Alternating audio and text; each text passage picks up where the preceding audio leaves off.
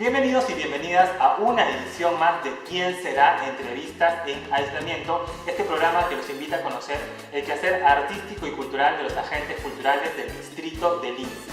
Mi nombre es Giancarlo Mori y el día de hoy quiero presentarles a una gran gestora cultural que ejerce su trabajo dentro del distrito. Su nombre es Rosa Carrasco Zuleta, gestora de la Boutique del Parque, este espacio cultural que pertenece a la red de artistas de Lince, la primera red impulsora de varios agentes culturales en el distrito de Lince. También es presidenta de Grupal, de la Asociación de Caligrafía Caligráfica y coordinadora de la red de artistas de Lince. Dentro de su trabajo también vamos a poder conocer 3 libros que ya ha publicado porque también ejerce la escritura para lo que es el plan lector. Entre ellos están sus obras como Jazzes, Goma de Mascar y el último, Carnaval. Vamos a conectarnos para conocer un poco más de su trabajo. Así que vamos a ver quién será Rosa Carrasco Zuleta. El día de hoy quiero presentarles a un artista de Jesús María, realmente ella vive en Jesús María, pero su trabajo está dedicado en un espacio cultural que tiene en el distrito de Lince y en diversos espacios más, porque vamos a presentarla brevemente. Su nombre es Rosa Carrasco, ella es gestora cultural. En realidad su profesión ella es abogada, ha estudiado Derecho, pero es una artista y gestora cultural.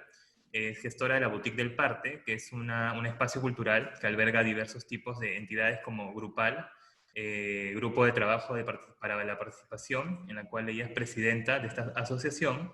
Está también como presidenta de Caligráfica, la Asociación Peruana de Caligrafía Caligráfica. Es gestora cultural de Arge Cultural, que ya vamos a enterarnos un poquito más de qué es, y es la actual presidenta de la Red de Artistas del Lince. ¿Cómo estás, Rosa? Bienvenida. Gracias, Giancarlo. Contenta de poder estar contigo. Felicitar ese espacio que la municipalidad abre para acercarnos a los vecinos. Contenta de estar con los vecinos y las vecinas del Lince. ¿Por qué no también los de mi distrito de origen, Jesús María, a los que llevo también en el corazón? Pero Lince y Jesús María han sido distritos que siempre han tenido espacios de encuentro, ¿no? Y mi padre nació en Lince, así que le encantaba mucho de chiquitas traernos al Parque Ruiz Gallo a jugar, y Lince es un lugar al que le tengo mucho cariño y que el espacio que tengo ahora está acá, y por ende mi contacto con los vecinos y vecinas del distrito ha sido más estrecho en los últimos años. Cuéntame, justo leyendo un poco de tu hoja de vida, he visto que tú has realizado tus inicios escolares, Escuela Jardín número 9 del barrio de acá de Santa Beatriz, que es la urbanización que colinda con el distrito de Lince, Jesús María. También has estado en el centro parroquial San Ricardo de la Victoria, y también has estudiado en San Isidro, y ahora trabajas en Lince y vives en Jesús María. Eres muy de esta zona, digamos, esta porción del centro de Lima, ¿verdad? Sí, mi vida ha transcurrido en esta parte del centro de Lima. En realidad debo confesar que descubrí Lima, o lo que vendría a ser la periferia de Lima, cuando ingresé a San Marcos, en los 80. Hasta los 16 años, para mí Lima era Santa Beatriz, La Victoria, Jesús María, Lince. Si ibas un poquito más allá, San Isidro, más allá Miraflores, Barranco, llegabas a Chorrillos, estaba el mar. Y si tomabas la avenida La Marina, llegabas al Callao, ¿no? Lo maravilloso para mí, por ejemplo, de haber ingresado a San Marcos, que es una universidad pública, es la diversidad de los estudiantes, y por ende descubrir que mi mejor amiga del colegio vivía en San Gabriel, en Villa María de la universidad, vivía en San Gabriel, en Villa María del Triunfo, y descubrir lo enorme que era Lima, y cómo cada sector de Lima va teniendo sus propias formas de expresión, ¿no? Muy acordes con su estilo de vida. Yo crecí en Jesús María, en Santa Beatriz, que es un distrito, una urbanización que tiene tanto pasado cultural, ¿no? Toda una arquitectura que también llama a una época determinada, que va creando, creo yo, desde la infancia, cierta relación con la realidad dentro de una atmósfera que puede ser propicia para detonar la fantasía, la creatividad y la búsqueda de elevación, en realidad, respecto a nuestra formación, ¿no? Sí, soy muy del centro, sí, de esta parte de acá. Cuéntame, ¿cómo una estudiante de Derecho de la Universidad San Marcos logra en su línea de vida comenzar a descubrir esta pasión por la caligrafía, por la escritura? Porque de eso es lo que vamos a hablar el día de hoy. La gente va a conocer un poco más de tus proyectos. ¿Cómo llegas al arte en sí, a la gestión, a la boutique? Cuéntanos un poquito de esa transición que tuviste después de la universidad o durante la universidad. Perfecto, sí, mira, a veces pienso que en realidad todos venimos de una estructura muy social, muy parametrada, ¿no? Se nos educa para que estudiemos algo sin mirar bien cuál es el perfil del niño, de la niña o del joven que se está formando. Entonces, uno mismo en ese proceso va encontrando que tiene más de una habilidad y que tiene deseos de hacer más de una sola cosa, ¿no? ¿Qué tan preparados estamos para asumir eso y poder plasmar diferentes formas de vida en simultáneo, ¿no? Entonces, para mí, todo empezó cuando postulé a San Marcos. Primero postulé a estudiar Historia del Arte, porque me encantaba mucho la historia y el arte. Cuando estuve en segundo año de Historia del Arte, me pasó lo que le puede pasar a muchos universitarios en este momento, y les doy esto para que reflexionen sobre ello. Me entró una crisis si valía la pena ser artista o no, porque era una joven que escuchaba mucho de los adultos que si eres artista te vas a morir de hambre, ¿no? Claro. Lo cual no es cierto. Si eres artista no vas a tener un Porsche, ¿no? Hasta el día Pero de de hoy se hambre, escucha, hasta el día de hoy se sí, escucha todavía. sí, sí, pero no te vas a morir de hambre, porque si tú eres un buen artista, vas a estar tan comprometido con tu obra, que ella misma te va a dar satisfacciones, ¿no? Entonces quitémonos un poco ese paradigma de que una profesión tiene que ser nuestro salto a la riqueza, ¿no? La carrera que vamos a ejercer va a ser el tiempo de vida que tenemos, cómo nos realizamos en ese tiempo de vida. Entonces, me cambié, volví a postular a San Marcos, ingresé a Derecho, y cuando estaba en Derecho, me di cuenta que también había de mi parte una naturaleza ciudadana muy marcada, por eso que la carrera también me fue atractiva, sobre todo la parte que tiene que ver con la racionalidad de las normas, los principios constitucionales, la ciudadanía, y por ende terminé la carrera. Luego fui a trabajar al sector público, me acuerdo de mis prácticas en Indecopi, pero sentí que el derecho era como muy limitado porque es aplicación de normas que ya están dadas, entonces si tú tienes una idea en particular no la vas a poder plasmar. Mis padres tenían una imprenta, que es la Boutique del Parte, mi hermana había estudiado diseño, llegó a la imprenta en 1991, la primera Classic 2, que fue la Mac que revolucionó el diseño, y de pronto me daba cuenta que faltaban mis clases de Derecho Procesal Penal para estar mirando toda la tipografía que Steve Jobs había colgado en esos programas.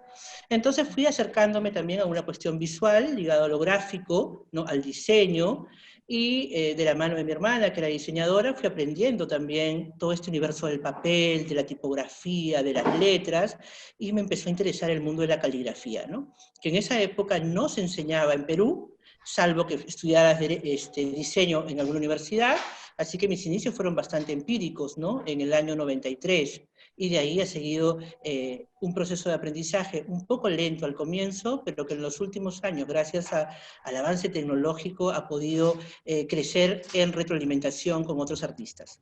Y dime, ahora que mencionas la palabra empírica, y también, bueno, hay muchos artistas que son, y me incluyo también, somos autodidactas en algunas ramas de las diversas artes que existen. ¿Qué puedes comentarnos sobre eso? Porque siempre ha habido como una crisis entre qué es arte, qué no es arte, esta lucha que siempre hay entre lo que es artesanía y arte plástico, ¿no? O escultura. Entonces, ¿qué podríamos resolver? Tal vez no vamos a poder determinarlo ahorita, pero ¿qué podríamos resolver en este caso de saber qué es y qué no es artista? Porque hay muchos artistas reconocidos que tienen una trayectoria porque son muy conocidos, pero son autodidactas. No han llevado un estudio propiamente dicho, ¿no? En tu caso, por ejemplo, tú has estudiado Derecho, pero la vida te ha llevado por esos caminos, ¿no? ¿Qué nos podrías comentar sobre ese tema, por ejemplo? Es que, bueno, y ahí entra a tallar de nuevo mi carrera de Derecho, ¿no? El poder, realmente, ¿qué tan empoderado está un grupo para determinar que lo que ese grupo es lo que vale? Desde el lenguaje, ¿no? Discriminamos desde el lenguaje. También vamos a discriminar aquellas formas de conectarnos con la creatividad que no están dentro de los cánones de cómo se forma quien tiene más poder para poder hacerlo dentro de la manera académica, por ejemplo. Pero eso no quiere decir que el proceso autodidacta no sea auténtico y no pueda tener resultados hasta mejores que muchas veces un proceso académico, porque al final va a ser el trabajo del artista, su compromiso con su arte, la práctica que le ponga, lo que determine el resultado de su obra, ¿no? Por ejemplo, a mí me gusta mucho la caligrafía, la practico, pero es un hecho que hay maestros de la caligrafía que están todo el día dedicándole muchas horas, explorando, y sus obras van a tener un nivel mejor que el que yo puedo lograr, que tiene que ver con el tiempo que le dedicamos a la labor que hacemos. En esa medida, un artesano es también un artista. Porque al final decir que es artista es como una cosa muy abstracta, ¿no? Porque el artista se plasma en cosas concretas. O soy diseñador, o soy escultor, o pinto, o canto, o hago música, o hago teatro, o dirijo una obra. Entonces, al final hay que ser un poco más humildes y decir, en este momento estoy haciendo tal cosa, ¿no? Me considero artista en la medida en que mi trabajo tiene una función estética, su función es interpretar la realidad, de repente no tiene un fin utilitario en el sistema productivo, va más al espacio cultural, y si queremos definir eso como artista, es artista también un artesano, ¿no? Y qué curioso, ¿no? Porque nosotros provenimos de, o sea, nuestros ancestros, si hablamos a nivel de Latinoamérica en general, venimos de personas que han hecho cerámicos, que han hecho textiles. Ellos no han pasado por un estudio, ha sido algo que han ido descubriendo poco a poco ¿no? en sus movimientos, en sus migraciones, y que han ido compartiendo con otras culturas. Entonces, es un poco irónico que nosotros ahora no podamos apreciar el trabajo autodidacta de un artista que tal vez ha logrado algo muy potente sin necesidad de haber estudiado, sino simplemente habiendo tomado recursos de algunos maestros, habiendo ido a algunos talleres o cursos que no necesariamente te dan un título, pero que sí te han dado de alguna manera una línea para poder ejecutar ese trabajo, ¿no? Justo hace un momento estaba revisando unos libros aquí en la biblioteca municipal y encontrar esto de iconografía. Entonces tú dices, claro, tú ves la evolución de los cerámicos, los colores, las formas, los temas, cómo comunican, porque todos tienen también parte de su historia, y te das cuenta que había una evolución también. Entonces, ¿qué tan importante es para nosotros como artistas poder apreciar esa evolución en cada individuo, ¿no? Y poder ver que viene de algún lado y que eso que carga y que carga y que carga va a darle esa experiencia que más adelante va a aplicar en algún espacio, ¿no? Es bastante interesante. Quiero conversar contigo sobre la boutique del Parte, porque hay algo que a mí siempre me llamaba la curiosidad, y me arrepiento de no haber llevado a algún taller en su momento cuando conocí la boutique, y espero hacerlo en algún momento, que es este trabajo que ustedes tienen de manera artesanal, entre el papel, la cera, los sellos, los detalles. Es un trabajo bastante elaborado, y hay un video que voy a compartir para que podamos ver.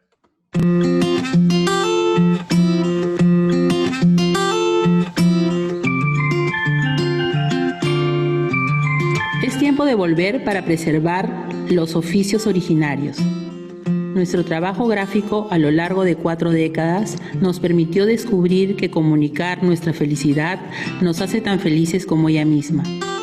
Por eso hacemos que esta emoción llegue a todos de la mejor manera, mediante una participación, una esquela, un capillo, una estampa o una carta que dé cuenta de tu momento especial.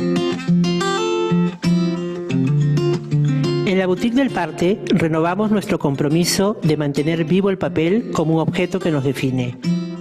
Te invitamos a ser parte de esta comunidad, donde compartir lo que sabemos será un legado para los más jóvenes. Y por supuesto, te esperamos en nuestros talleres online.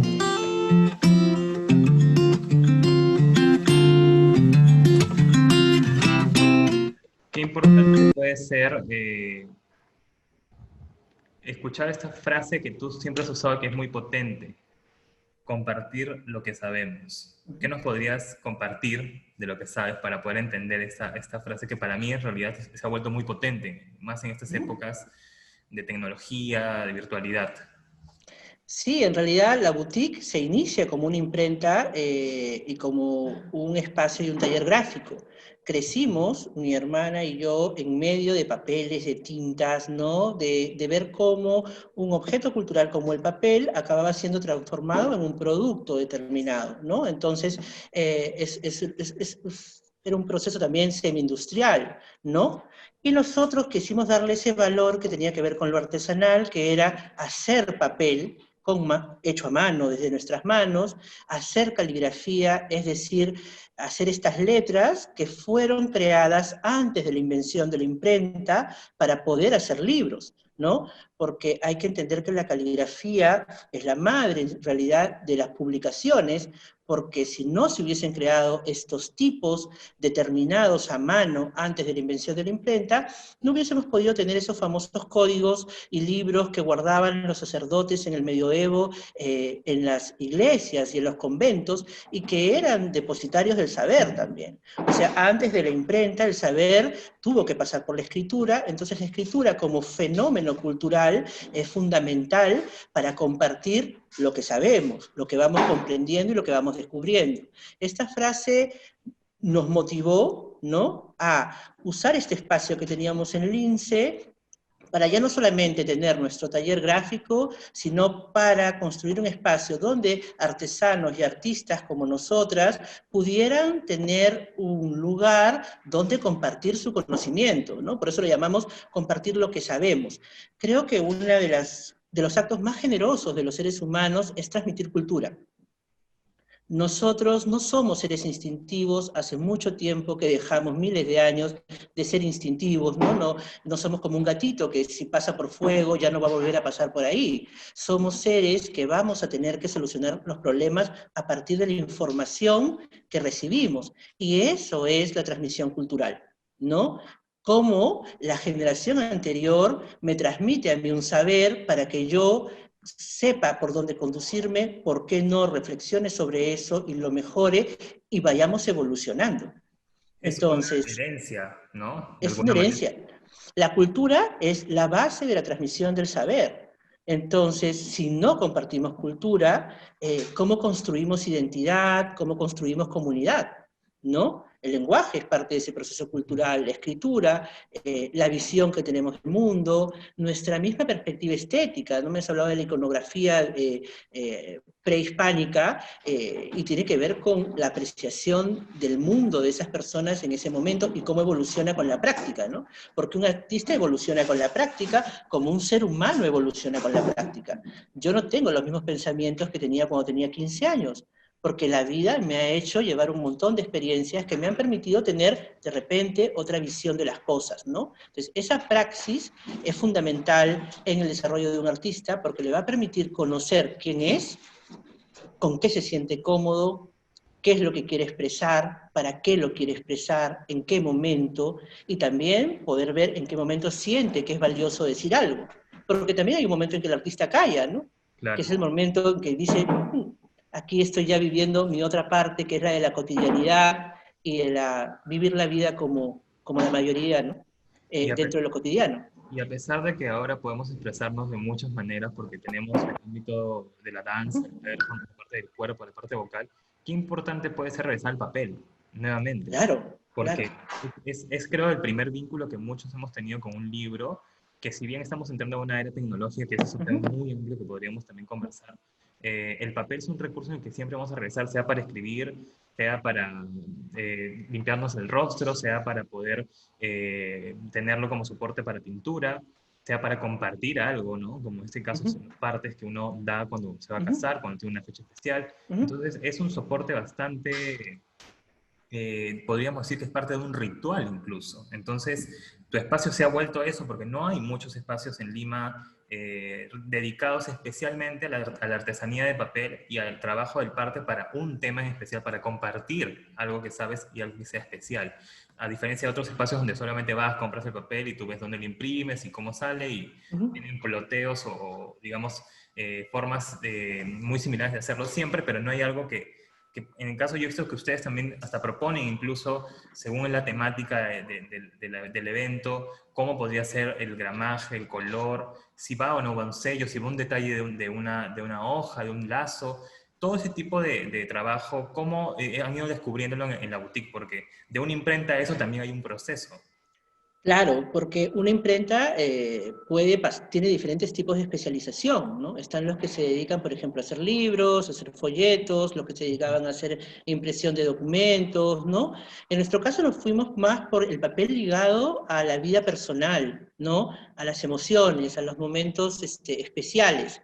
Por eso nos fuimos por diseñar tarjetas personales, cosas que comuniquen lo que tú eres, ¿no? Y allí sí es importante, en todo proceso de diseño, o en cualquier proceso de diseño creativo, conocer el material. Si tú conoces el material, la idea que tienes va a funcionar. Si no conoces el material, puede que tengas una idea, pero que no funcione en la realidad, porque de repente el material no soporta lo que querías imprimir, de repente la tinta que vas a usar para escribir revienta en ese tipo de cartulina. Entonces es un saber como muy artesanal, sobre un proceso artesanal, también valga la redundancia, e industrial muy antiguo, ¿no? Este saber que hemos procurado recuperar era un saber cotidiano en el mundo de la escritura, antes de la máquina de escribir, ¿no? Antes de la computadora. Lo más probable es que las personas ligadas a la imprenta y al mundo del gráfico de hace 150 años tuviesen un contacto con los materiales más continuo, con las tintas, etc. Esto se ha ido perdiendo, lógico, por el avance tecnológico y porque otros son los soportes, pero creo que siempre es bueno para la cultura y para la historia de la evolución cultural, que existan espacios donde se preserven ciertos saberes, ¿no? Imagínate, en algún momento de la humanidad el fuego fue trascendental para salir del Paleolítico, ¿no? Y sin embargo, si nos ponen ahorita nosotros con un par de piedritas y un par de palitos a hacer fuego, ninguno sabe hacerlo, ¿no?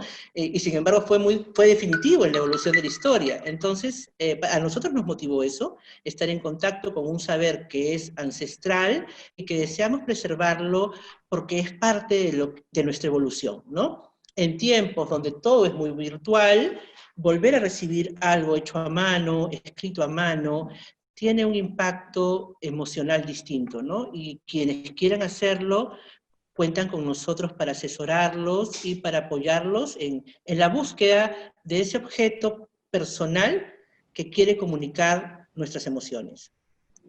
Lindo, en verdad, porque me hace mucho recordar cuando era un niño y cuando teníamos familia fuera del país y nos enviaban postales y llegaban en sobres, y es todo un ritual, insisto, ¿no? Esto de abrir el papel, ver de dónde viene, la fotografía, la escritura que tiene, el detalle que viene en el sobre, los sellos que tienen porque ha pasado por migraciones y qué sé yo, son cosas que en realidad generan una nostalgia, más en estas épocas tan complicadas que estamos viviendo en la virtualidad.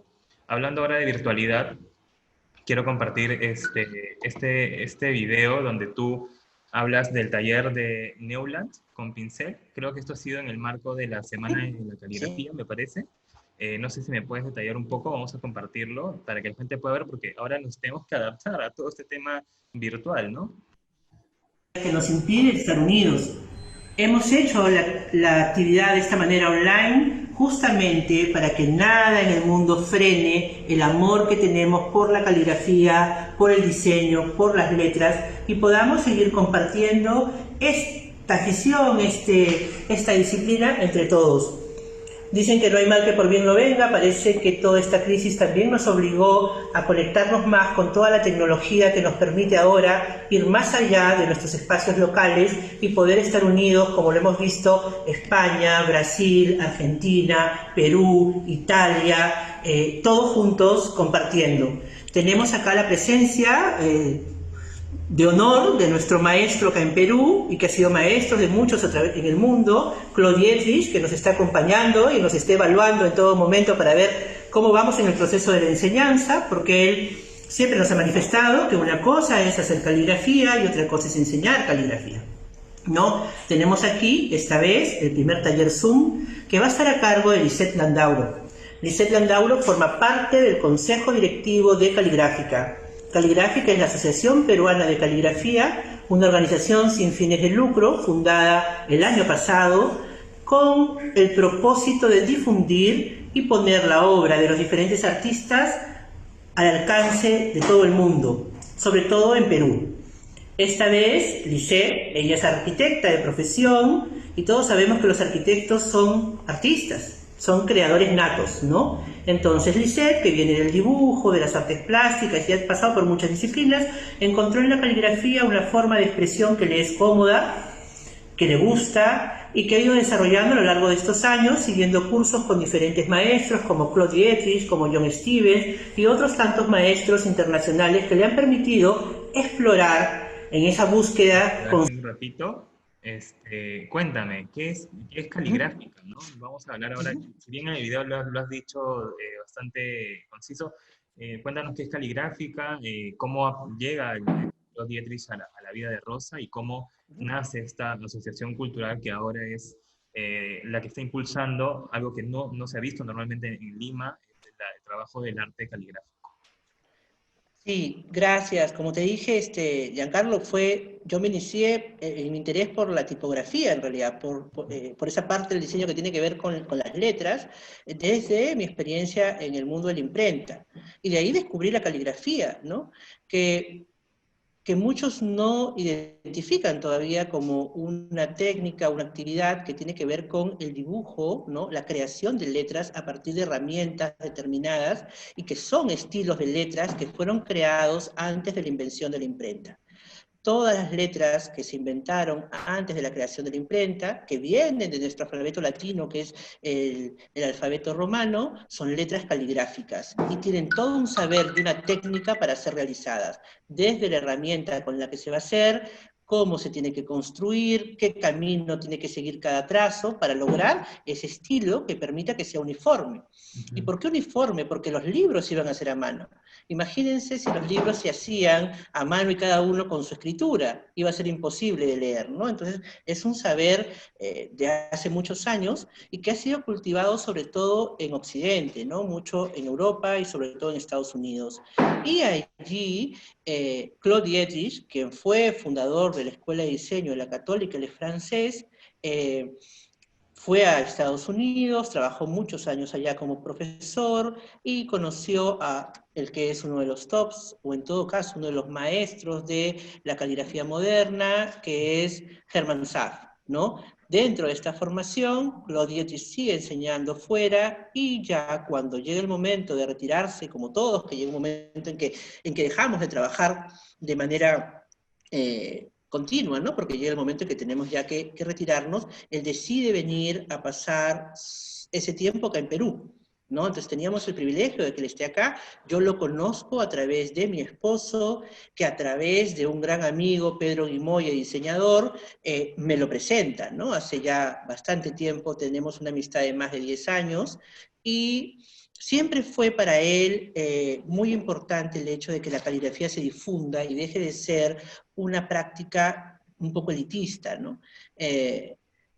Entre idas y venidas, lograr la asociación, a veces los procesos colectivos son difíciles porque no todos tenemos los mismos sueños, pero fue muy grato hace ya un año poder confluir personas que teníamos la misma visión y el Consejo Directivo de Caligráfica con Lisette Landauro, Mariana Rey de Castro, Juan Luis Gargulevich, Claude Dietrich y yo hemos podido crear esta asociación, formalizarla, y eso nos permitió el año pasado hacer la primera semana de la caligrafía en el Perú. Este año la pensábamos hacer, pero llegó la pandemia, ¿no? Ya ha sido para nosotros un proceso muy importante ver cómo personas, y aquí lo digo directamente, ¿no? Personas de la mediana edad, todos los que conformamos Caligráfica somos personas de la mediana edad, no somos jovencitos, ¿no? No estamos tan acostumbrados al mundo tecnológico y sin embargo tuvimos que aceptar que esta era la nueva plataforma para poder lograr difundir la caligrafía. ¿Qué nos quedó? Prepararnos, ¿no? Conectarnos con los procesos de streaming, aprender a hacer transmisiones, y lo interesante fue que esto también nos posibilitó estar en contacto con personas que no hubiesen podido estar en la Semana de la Caligrafía en Perú si hubiese sido presencial, porque hubiese sido muy costoso, ¿no?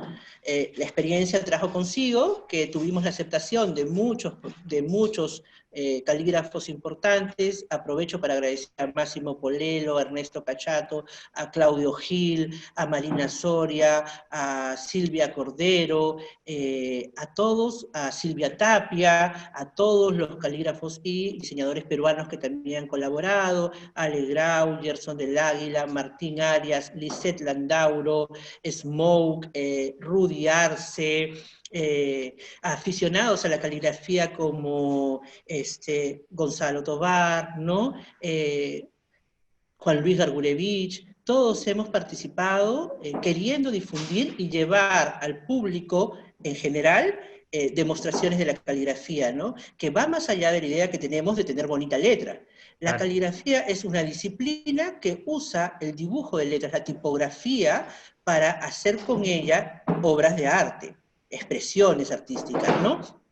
Composiciones. El fin de Caligráfica como asociación es justamente eso, ¿no? Convertirnos en una plataforma que le permite a los artistas conectarse con el público, mostrar su obra, difundir su obra y, ¿por qué no?, enseñar y dar a conocer esta disciplina a los más jóvenes. Claro, yo recuerdo que el año pasado ustedes colaboraron con nos pidieron a la municipalidad una colaboración para poder tener los espacios. Tuvimos una de las actividades, me parece, de la primera semana de la caligrafía en el Perú, donde tuvimos al maestro Claude Dietrich en la biblioteca infantil. Claro. No recuerdo muy bien el tema, pero recuerdo que en alguna conversación salió de que él había sido mejor dicho, es el que ha inventado el logo de lo que se conocía como la Feria del Hogar, ¿verdad? Claro. ¿No? Que mucha gente la conoce.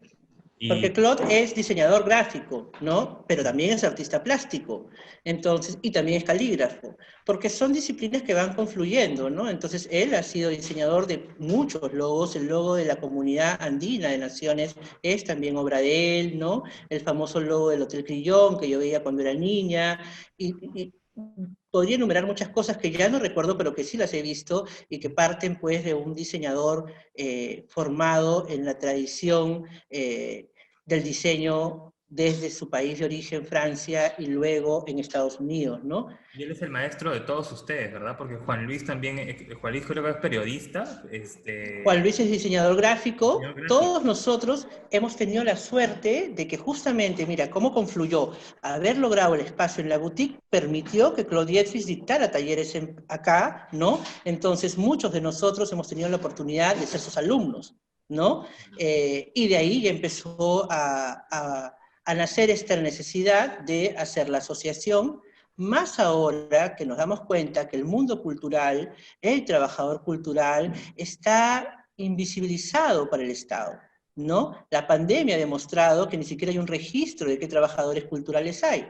Como nuestro trabajo es independiente, por lo general trabajamos a través de un RUC, ¿no? No estamos bajo una plataforma como empleados de alguna empresa. Entonces, poder saber y crear un mapa de los trabajadores culturales en el Perú es algo pendiente, y sin embargo creo que los artistas organizados en pequeñas asociaciones que vayan sirviendo de plataforma para legitimar nuestro trabajo, va a permitir también que poco a poco no estemos tan desprotegidos y encontremos una ley del artista que por fin nos represente.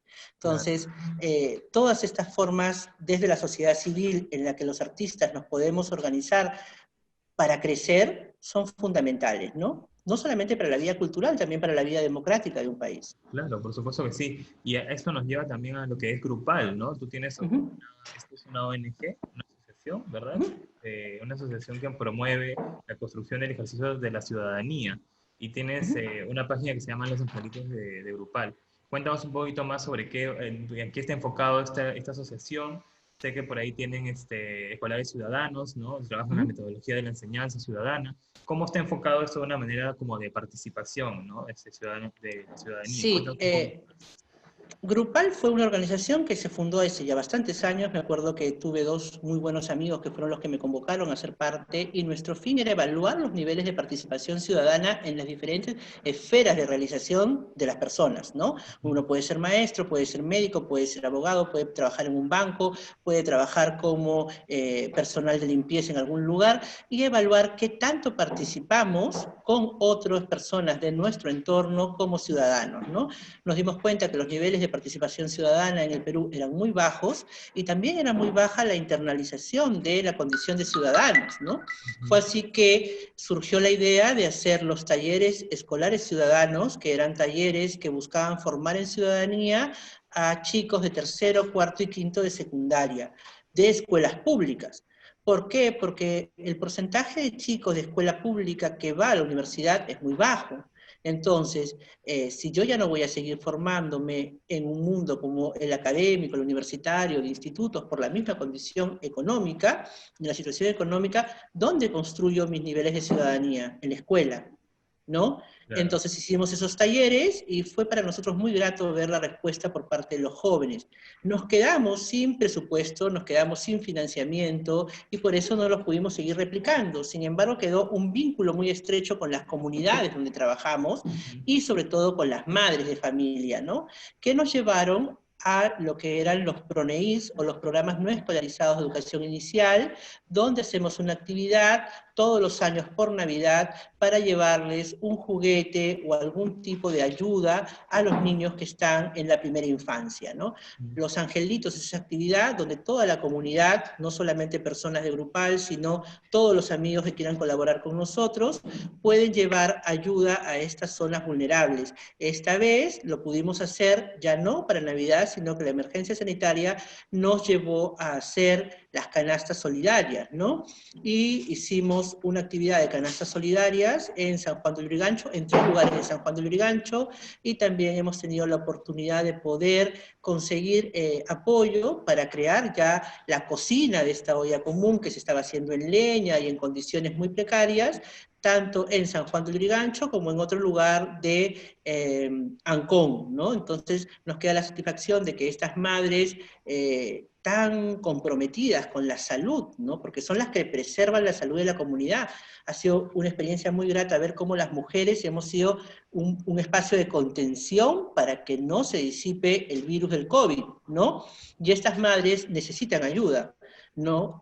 Cocinar para la comunidad en condiciones mínimas, ¿no? Fue muy grato conseguir el apoyo y poder haber conseguido las cocinas que les han permitido ejercer esa tarea dura, pero satisfactoria, en condiciones mejores, ¿no?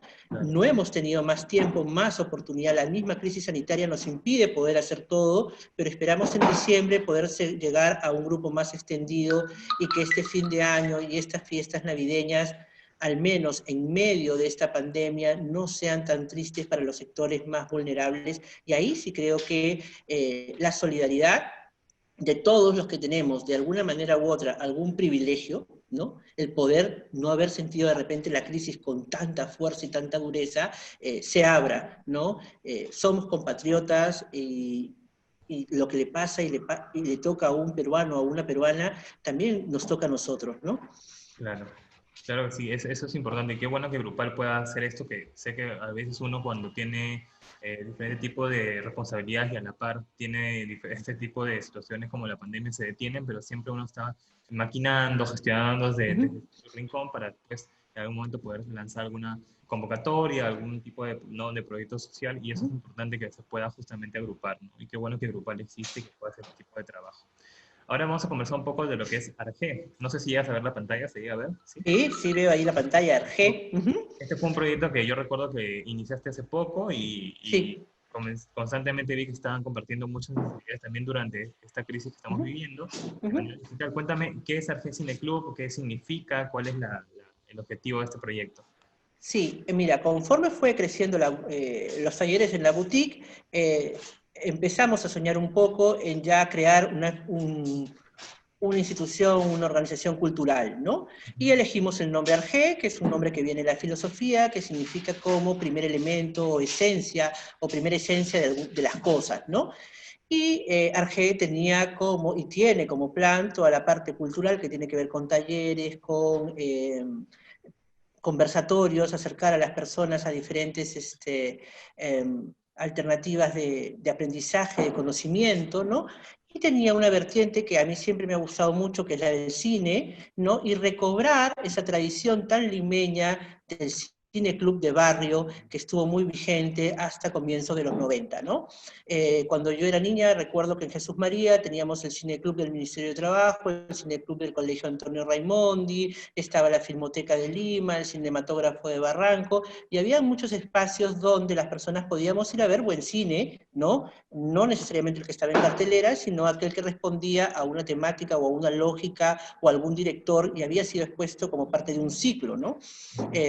Entonces nos dimos cuenta que en la boutique teníamos un espacio que podía ser usado, que podíamos mover las mesas de trabajo en los talleres, poner una alfombra, poner luces, bajar un ecran, poner sillas, e invitar a la comunidad del INSE a disfrutar de un ciclo de cine, ¿no? Y el plus que tenía Argé Cine Club es que después de la proyección teníamos un conversatorio, ¿no? Tuvimos el apoyo continuo de Daniel Soria y de otras personas que venían también a participar en el conversatorio, y poco a poco se fue gestando una comunidad muy bonita, porque llegamos a tener, si bien el espacio no es muy grande, no llegamos a tener 20 personas participando en los encuentros, tal vez un poco más, pero todas al final exponiendo sus ideas, reflexionando sobre lo que la película les había hecho sentir o pensar, y se fue creando un clima de comunidad muy interesante.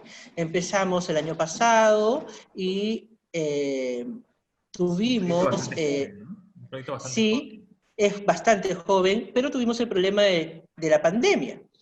Entonces, frente a la pandemia hubo un momento de shock, ¿no? Nos quedamos como medio paralizados, pero ya en abril dijimos, bueno, hagamos el cineclub online, ¿no?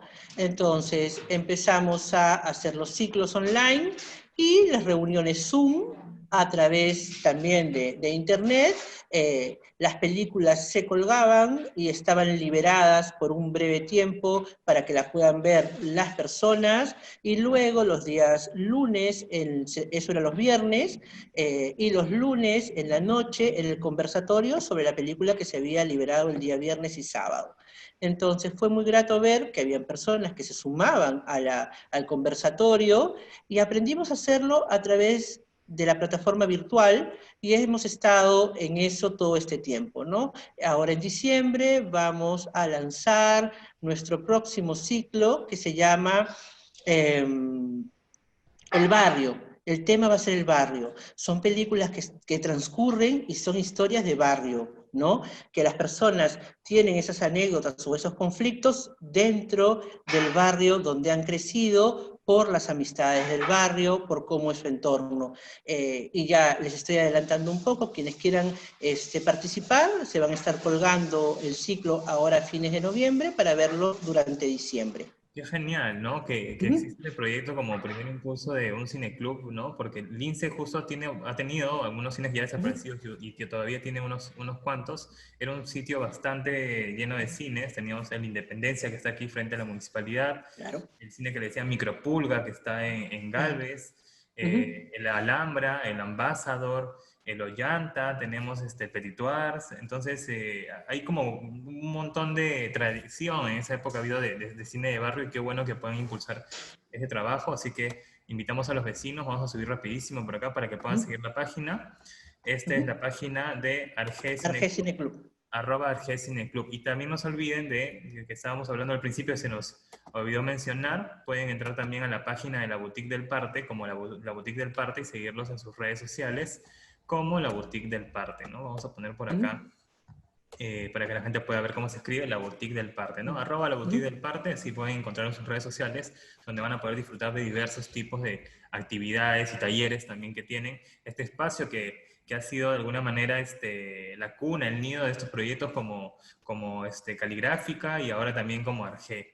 Vamos ahora a conversar un poquito de Rosa Carrasco. Yo siempre empiezo con unas preguntas que me he olvidado de decírtelas, pero las voy a hacer ahora para poder cerrar un poquito esta conversación relacionada a tus proyectos más cercanos, ¿no? Ahora vamos a pasar a hablar sobre tu proceso como escritora, pero me gustaría que me respondas la siguiente pregunta. ¿Qué significa o qué es lo primero que viene en mente, la primera imagen, la primera palabra que viene en ti cuando escuchas Lince? Mi padre. Mi padre y sus historias del barrio, del colegio donde estudió, de cómo era Lince en los años 50. Viene un sentimiento de familia por el distrito. Wow, es muy apreciado que tu papá haya vivido en una época tan impulsada recientemente, porque la municipalidad empezó en el año 36, entonces tu papá ha estado en los primeros 10 años de la constitución de la independencia, en todo caso de la municipalidad de Lince. Y qué bueno que comentes esto, porque uno de tus últimos libros habla de este tema barrial, de ese tema de hermanos, de primos, de amigos de barrio. Y me gustaría empezar por esta primera parte que vamos a empezar a compartir. Tú ganas la segunda Bienal de Cuento Infantil del IMNA con el primer lugar en el año 2006. con la obra Yaxes. Cuéntanos un poquito, yo voy a compartir este video, vamos a compartirlo así rápidamente, y de ahí vamos a conversar sobre esta obra que yo no lo he leído, y ya por ver el video me ha antojado saber qué más tiene. Y quiero que me digas quién es, porque creo que es bastante clara, pero vamos a verlo. Rosita va a un colegio por su casa. Para llegar, todos los días pasa 5 cuadras, 5 bien largotas, tan largas como sus botas. Un concurso de Yaxes se ha organizado. Lorenza, la chica más pesada del planeta, más quemante que la cola de un cometa, a la buena Rosita ha retado. Rosita, sin Yaxes, se ha quedado. Otros nuevos debe encontrar. Un problema comienza a fastidiar. ¿Podré ayudarla como he pensado? Esta historia apenas ha empezado. ¡Yaxes! Me encanta la voz de la narradora, me parece maravillosa. Cuéntanos, ¿qué es Yaxes? ¿Es tu primer texto escrito por ti de este concurso? Voy a poner por aquí la imagen de Yaxes. Cuéntanos un poco más de historia, por favor. Yaxes es una historia que está basada en lo que mi papá me contaba que me podía pasar, porque él solía siempre contarme historias donde el personaje llevaba mi nombre, ¿no? Y recuerdo que alguna vez me contó una donde una chiquita que tenía un sapo que se convertía en pelota, ¿no? Y después, cuando ya fui más grande y tuve que empezar a entretener un poco a los más chicos, esta historia fue volviendo a mi mente, y fue así que la convertí en una narración oral, ¿no? Tengo una sobrinita a la que quiero mucho, que se fue a vivir a Estados Unidos, la acompañé en ese proceso de viaje, y cuando yo estaba regresando a Lima, o me estaban yendo a dejar, me acuerdo, al aeropuerto, ella me dice, ¿y ahora quién me va a contar las historias que tú me cuentas si nadie las sabe? Le prometí regalarle el libro, o escribirle las historias, ¿no? Entonces pasó un año y no lo hice, y mamá se iba de viaje y me dice, ¿qué le vas a mandar de regalo? Recordé que había hecho lo que hacen muchos adultos, prometer y no cumplir, entonces dije, tengo que escribir la historia. Así que me encerré un par de semanas como loca a escribirla, hice mi versión artesanal en un cuadernito con dibujitos y se la mandé de regalo. Al poco tiempo, casi al año, veo que el IPNA, junto con Alfaguara, convocan a la Bienal de Cuento Infantil, y yo tenía ya esta historia terminada, y decidí presentarla, ¿no? No, de hecho, que fui con toda la humildad, como todos los que nos presentamos a un concurso, ¿no? O sea, queremos ganar, pero ¿quién ganará, no? Claro. Y fue grande mi sorpresa cuando el libro fue premiado con el primer lugar, y más grande aún que yo no había leído las bases completamente, y que parte del premio era que Alfaguara Infantil publicaba la obra, ¿no? La suerte que tuve es que justo cuando Yaxes gana una Bienal de Cuento Infantil, se crea la norma de plan lector. Entonces Yaxes entra al mundo editorial como obra ganadora en medio de la difusión de la lectura. Wow. Y fue para mí impresionante que el primer tiraje de Yaxes fuera de 3.000 ejemplares. Al año siguiente ya había 3.000 más, ¿no? Y Yaxes ahora es lo que Alfaguara y Santillana llamarían un long seller, ¿no? Un libro que se viene publicando desde 2007 y ya tiene 13 años publicándose, y calculo que más de 30.000 ejemplares tirados, ¿no? Y me he encontrado con la gran satisfacción de tener generaciones de lectores de Yaxes, ¿no? Los que tenían 8 años en 2007 ahora tienen 20, ¿no? Y a veces me encuentro con chicos de 17 o chicas de 17 que me dicen, yo leí ese libro en el colegio, ¿no? Entonces, sí, es una obra a la que le tengo mucho cariño, pero sí debo decir que fue producto del afecto.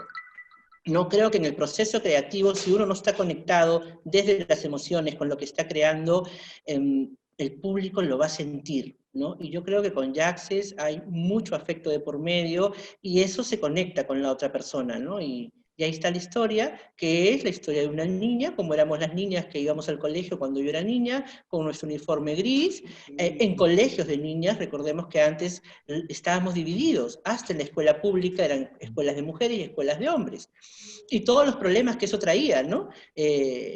Y también el hecho de que jugábamos Yaxes, ¿no? Soga, claro. no teníamos computadoras, no nos quedaba más que esos juegos.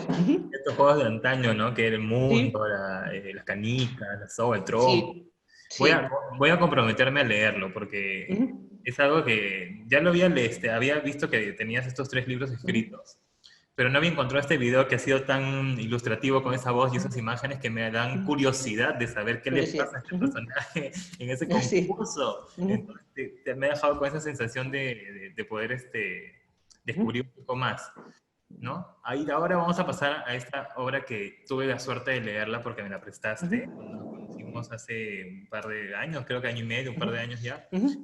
Y tú tienes, justo detrás tuyo está este anaquel que tienes lleno de libros, ¿no? Donde compartes también la lectura para la gente que va a la boutique. Y este libro a mí me pareció bastante, te lo dije creo en ese momento, un texto bastante interesante para el teatro. Bastante teatral, diría yo, ¿no? Hasta te he invitado en algún momento a agarrar un taller de dramaturgia y poder Sí, sí, traspasarlo al sí, teatro, sí me has dicho. ¿no? Y creo que en algún momento lo vas a hacer porque tú eres una persona bastante... Tienes mucha energía para hacer las cosas y es algo que se aprecia bastante. Goma de mascar, te voy a dar mi apreciación, así, y de ahí vamos a comentar un poco más sobre esta. A mí me hace pensar que es bastante todavía actual la temática de este texto y bastante interesante para poder trabajarlo siempre con alumnos de secundaria, por lo menos desde el segundo, tercero de secundaria hasta quinto. Pienso que es bastante clara y directa, una metáfora muy bonita sobre lo que sucede en esa narrativa. Y yo quisiera saber cómo llegas a esto, ¿no? ¿De dónde proviene esta idea? Cuéntale un poquito a la gente de qué trata. ¿Y qué vamos a hacer? ¿Cuándo vamos a ver la obra de teatro, por favor? Tengo que meterme en mi taller de dramaturgia. Bueno, Sí. Goma de mascar nace de la experiencia que tuve, porque con el mundo del derecho uno está muy ligado a la infracción de las normas.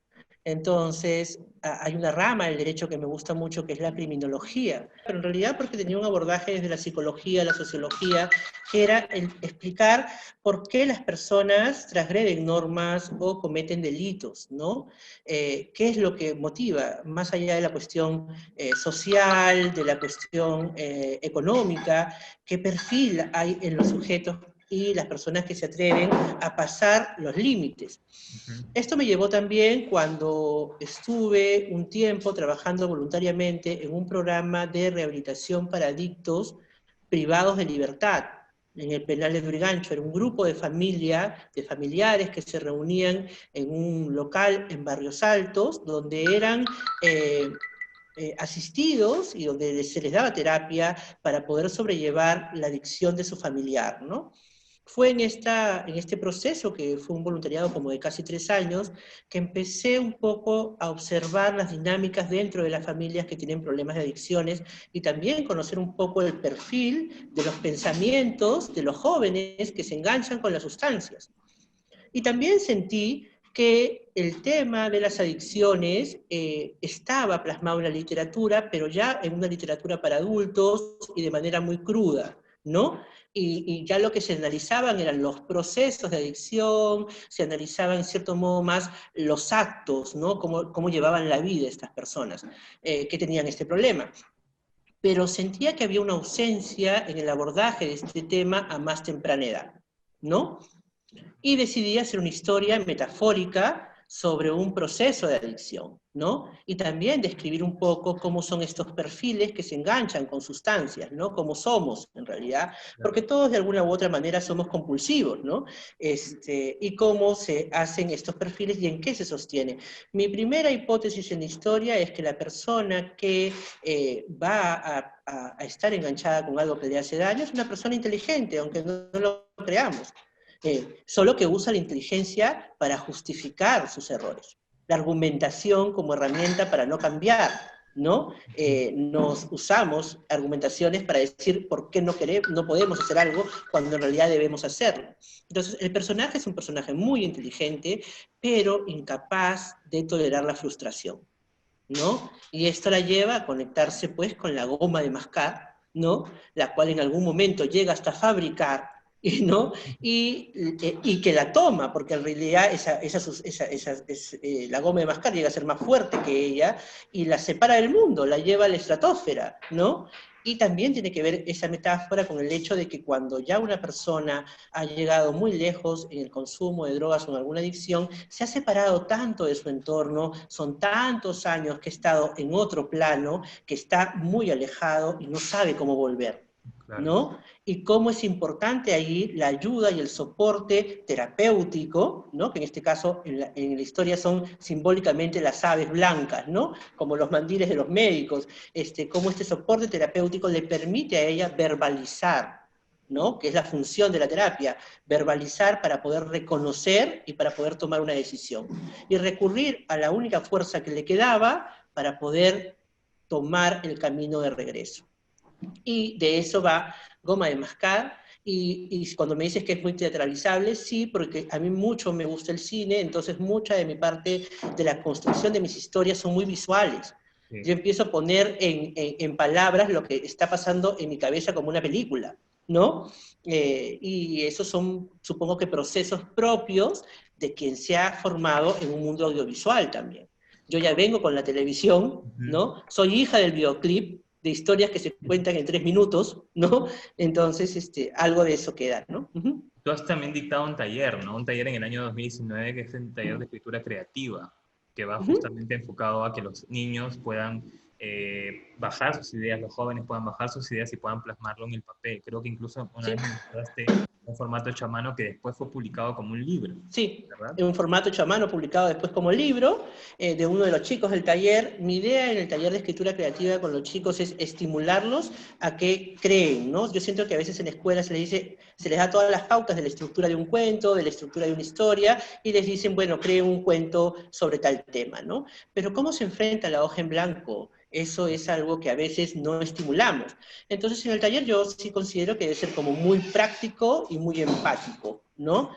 Y una de las primeras cosas que le digo a los chicos es que tenemos que construir bien a nuestro personaje, conocerlo al máximo, saber todo de él, para que él después nos diga cómo se va a comportar frente a la situación que se genere. Entonces, en el taller yo empiezo con la exploración del personaje, que los chicos elijan un personaje y que prácticamente me hagan su fanpage. O sea, qué les gusta, qué no les gusta, qué amigos tiene, cuáles son sus hobbies, con quiénes vive, qué idioma habla, todo. Y en ese crear ese ser ficticio, pero de una manera tan detallada, como uno es un ser emocional, uno va a ir desarrollando empatía hacia ese ser no exista, ¿no? Y es esa misma empatía la que va a hacer que tú respondas frente a cualquier situación de manera asertiva, porque te estás poniendo en sus zapatos. Claro. Porque lo conoces, ¿no? Entonces, los talleres con los chicos van más por ese lado, ¿no? Ayudarlos a construir los personajes, ayudarlos a que una historia, por más fantástica que sea verosímil, ¿no? Y que le pierdan el miedo a crear, ¿no? Que también, en cierto modo, como son grupales los talleres, los ejercita para una labor de estadistas, ¿no? De poder reunirse y proponer cosas y crear mundos, ¿no? Al final, el mundo en el que estamos primero fue pensado, ¿no? Y después se concretó. Qué interesante esto que nos cuentas, porque qué importancia hay ahorita, estamos viviendo siempre con esta incertidumbre que estamos pasando actualmente de poder trabajar este tipo de procesos que si bien antes eran presenciales y ahora tenemos que buscar el apoyo en la virtualidad, es importante que los niños y los jóvenes no pierdan este hábito de la lectura, de la escritura, de poder entender que lo que tienen aquí lo pueden pasar a papel y lo pueden hacer realidad, ¿no? Tú publicaste Goma de Mascar en el 2018 para el Plan Lector de Planeta. Me parece que la anterior fue ¿con qué editorial? Con Santillana. Con Santillana fue ya. Con Santillana. Y ahora viene un libro que también puede ser teatro, que también puede ser cine, que es maravilloso. Yo me he enamorado de ese libro. Es la segunda vez que lo voy a leer.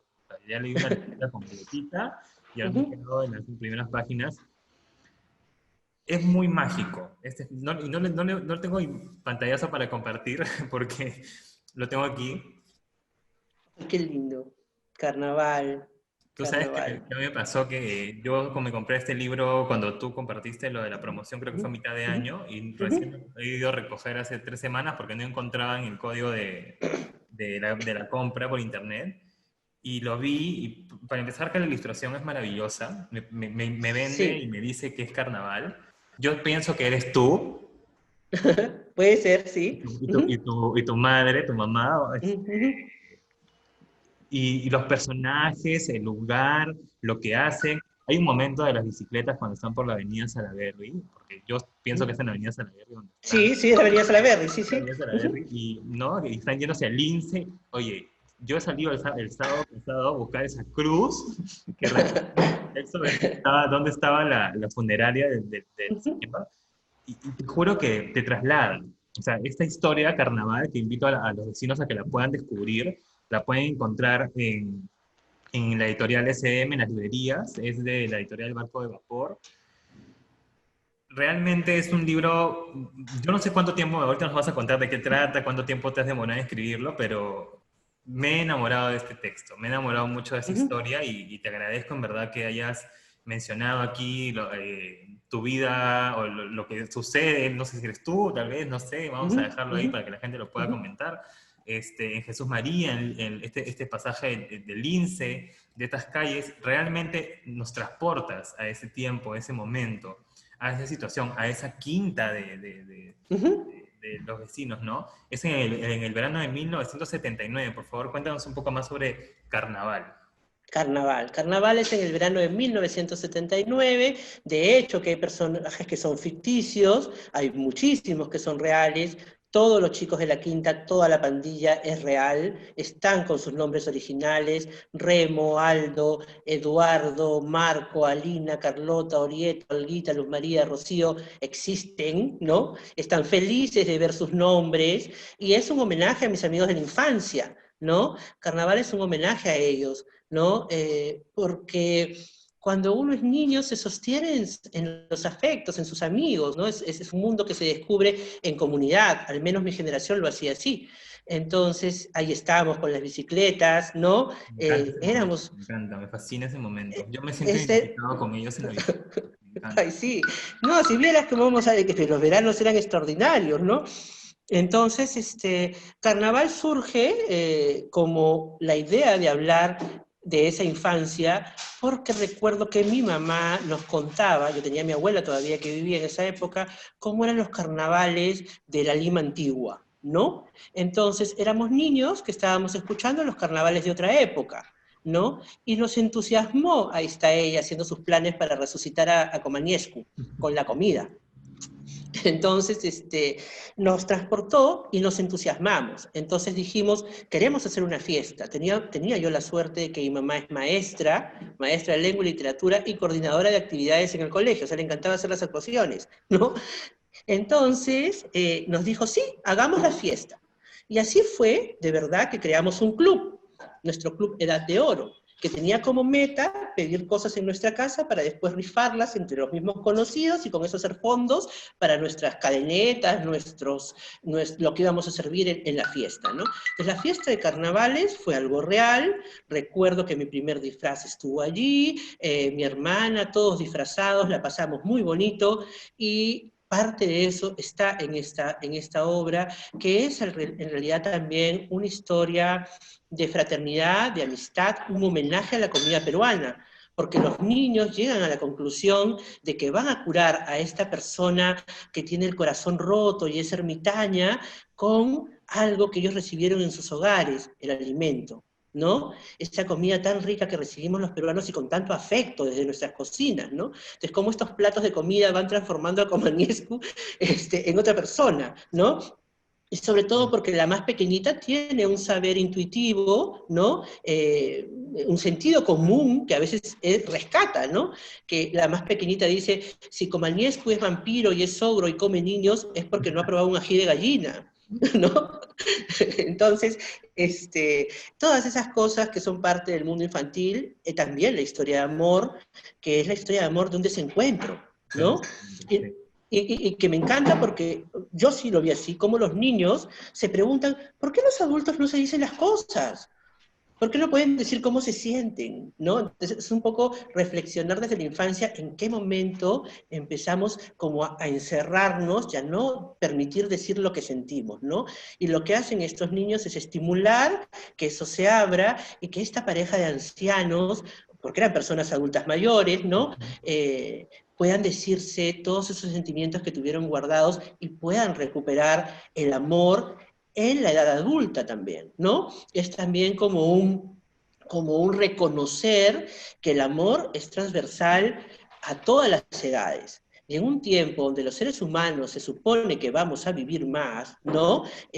Negar la parte afectiva y amorosa de las personas mayores sería un crimen, ¿no? Yo me imagino en este momento cuántas personas de 60, 70, 80 años están recobrando los contactos de nuevo afectivos en el encierro, ¿no? Claro. O aquellas personas que se quedan viudas, ¿no? Que se quedan viudas y de pronto están solas y los hijos ya se fueron de la casa y recordaron que por ahí un amigo o una amiga de la promoción del colegio que también estaba viuda, resulta que cuando eran chibolos se habían gustado un poco y por ahí te llamo por teléfono. A mí eso me parece tan romántico y tan lindo que está en la historia, ¿no? Está en la historia como estos ancianos a través del apoyo de los niños recuperan un tiempo perdido, como el cine está presente como estímulo para hacer cosas y para comunicar, ¿no? Como el sueño de ella se realiza, que es tener su cineclub,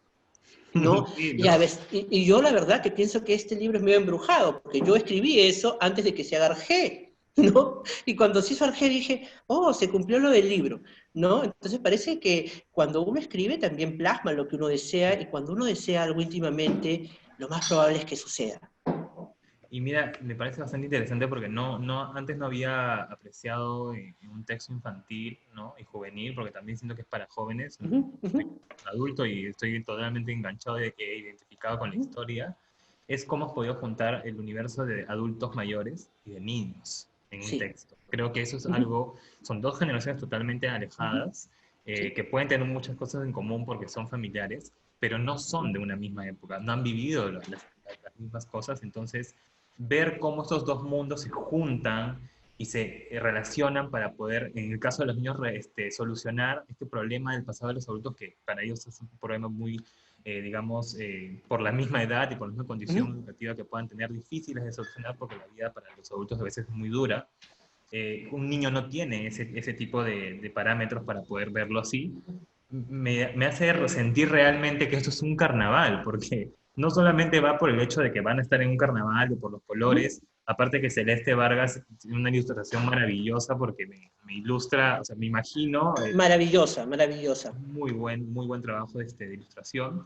Y yo o sea, me caigo en conciencia de que los personajes son así, o sea, no solamente por cómo dicen o hacen, sino cómo también los puedo ver a través de la ilustración, que ahora se ha vuelto muy importante la ilustración en el trabajo editorial, Claro. que realza mucho el trabajo de editor, y me siento muy identificado. No soy de esa época, pero yo quiero estar montando bicicleta con esa pandilla. Me ha hecho recordar Claro. mucho, hubo un tiempo que yo no dejé de vivir en Lince y nos fuimos a Los Olivos un par de años, y de ahí regresamos, pero en esas épocas, estoy hablando del 95, 96, entre el 94 y 96, vivíamos en una calle cerrada, que no tenía, o sea, el carro entraba y era una U, no tenía para ir a un otro lado, era un barrio realmente. Y tú podías hablar de ventana a ventana con la vecina de frente. Entonces, yo siento eso, ¿no? En esa quinta también era esta relación de amigos de esa forma y me ha hecho regresar a esas épocas que en realidad han sido muy hermosas para mí. Y agradezco que aquí mencionemos Jesús María, Lince, es todo un viaje y espero que la gente lo pueda conseguir, ¿no? Lo vuelvo a comentar, Carnaval de Rosa Carrasco, lo pueden encontrar en SM, en las librerías. También creo que tiene su versión online, también, ¿no? También tiene su versión online, sí.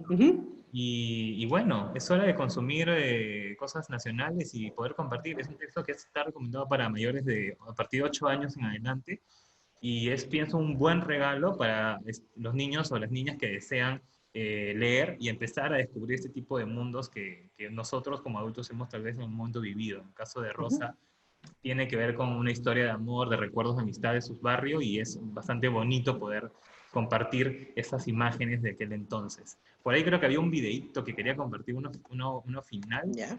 de De carnaval. que encontré Que lo hace... han hecho lindo. El book trailer está hermoso. Ya, vamos con el volumen, vamos a escucharlo.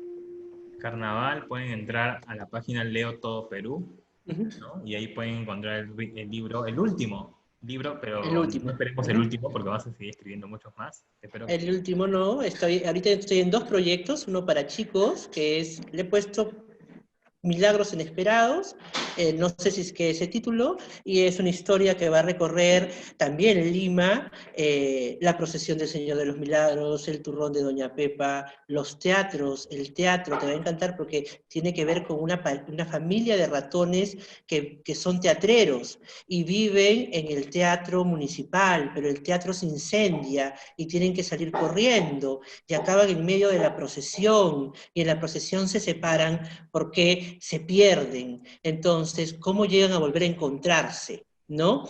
En medio de una ciudad tan grande, una familia de ratoncitos tan pequeños, ¿no? Esa es la historia que viene para chicos, y la historia para grandes es una historia ligada a la crisis pandémica, esta crisis sanitaria, y cómo los más grandes vamos mirando hacia atrás porque el futuro se nos presenta incierto. Entonces, por ahí va lo que viene para más grandes, que va a ser mi primera historia para grandes, y espero estar a la altura de mis propias expectativas, ¿no? Porque uno cuando cree que puede hacerlo, pero vamos a ver cómo va evolucionando. Yo sé que sí, que lo vas a hacer muy bien, y vas a seguir compartiendo esto y todos tus proyectos desde la boutique, desde Grupal, desde Caligráfica, desde la red de artistas del INSE, que ya en otro momento también nos compartirás un poco de cómo va a ir creciendo esta red en el distrito, que va a juntar a los artistas para poder organizarse y poder hacer diferentes tipos de proyectos para la comunidad y con la comunidad. Yo quiero que sigan la página de Rosa Carrasco Zuleta, es @Rosa Carrasco Zuleta, es su página, su fanpage, donde van a poder también ver las publicaciones que ella tiene de sus textos y de los diversos proyectos que el día de hoy hemos podido compartir con ustedes. Rosa, algo que quieras compartirnos antes de cerrar, algo que tal vez por ahí se nos haya escapado. Nada, invitarlos a que lean los libros, porque así nos vamos a conocer un poco más. Invitarlos también a participar de la vida cultural a pesar de la pandemia. Busquen las actividades que hay en la municipalidad, busquen los espacios del INSE, apoyen a los artistas del distrito. En este momento todos estamos replegados por la pandemia, pero queremos seguir compartiendo con ustedes nuestra creatividad, nuestro saber, nuestras emociones. Espero que todos sigamos unidos y creando en nuestro distrito una comunidad sólida, de paz, de mucha creatividad, de mucha cultura. Y nada, los invito a visitar la página de la Boutique del Parque, va a estar G-Cine Club, mi propia fanpage con los libros para chicos, y los de todos los artistas del INSE que los pueden encontrar en las redes sociales, ¿no? Claro. Muy bien, en realidad, igual por ahí fácil en la red de artistas del INSE pueden compartir las actividades de los demás espacios para que la gente pueda conocer los diversos agentes culturales del distrito. Entonces, hemos compartido un poco más. Gracias por tu tiempo, Rosa. En verdad ha sido un placer poder estar contigo este día en ¿Quién será? Entrevistas en Aislamiento. No se olviden de seguirla como Rosa Carrasco Zuleta. También está el Cineclub Arge Cineclub. Y en Instagram está como Rosa Matilde Carrasco Zuleta. Y la Boutique del Parque también en Instagram y en Facebook. Así que no se pierdan de este tipo de actividades que van a seguir compartiendo a pesar de la pandemia y de la crisis que estamos pasando en salud pública actualmente. Y es importante, como dijo Rosa, poder compartir este tipo de actividades y disfrutar también un poco más, porque estas actividades no solamente nos van a educar o nos van a ayudar a poder sobrellevar este tipo de cosas, sino también nos van a distraer, porque hay cosas relacionadas al espectáculo, a la educación, al arte en sí, y en realidad es bastante... estoy bastante agradecido y espero que la gente también pueda disfrutar un poco más de este trabajo que has presentado el día de hoy y de tus libros que nos van a hacer salir un poquito de todo esto. Esperamos que la gente pueda conseguir Jaxes, pueda conseguir Goma de Mascar y este último libro que espero me lo puedas firmar muy pronto también. Sí, pronto. Carnaval, para que podamos disfrutar un poco más de estos viajes y salir un poquito, al menos, de esta pandemia loca que estamos viviendo actualmente. Muchas gracias, Rosa. Ha sido un Gracias, Giancarlo. Esperamos Gracias. tener de más adelante por aquí, por las actividades de la Municipalidad de Lince. Gracias. Muchísimas gracias. Un abrazo fuerte. Gracias por todo el esfuerzo. Gracias. Chao, gracias. Y este fue parte del trabajo de Rosa Carrasco Zuleta, esta gestora cultural, que nos invita a seguirla por sus redes sociales como @Rosa Carrasco Zuleta en Facebook e Instagram, y a compartir también sus iniciativas y sus proyectos como lo es @La Boutique del Parque, el Cineclub que muy pronto va a retomar actividades, @Arge Cineclub, y también con buscar las actividades que viene haciendo la Asociación de Caligrafía Caligráfica. También los invito a poder conseguir los libros Jazzes, Goma de Mascar y Carnaval, estos 3 libros que Rosa ha publicado en diferentes editoriales y que ya tiene a disposición en muchas de las librerías a nivel nacional. Ha sido un gusto poder acompañarnos esta noche, conmigo será hasta una próxima oportunidad. Mi nombre es Giancarlo Mori y esto fue ¿Quién será? Entrevistas en Aislamiento. Nos vemos en la siguiente. Chao.